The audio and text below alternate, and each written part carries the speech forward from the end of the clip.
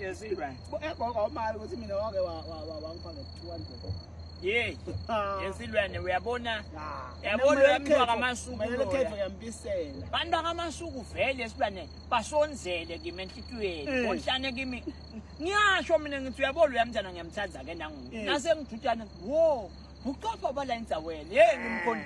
Lo mntana ungikhanzela phezulu ngishikiliswa nginalo gogogo wangithatha wafika wangigayela le wabhadala. Wabuya wangichicithisa kanako la ekhaya. Hey bantu bakaMasuku mina ngibakhondile.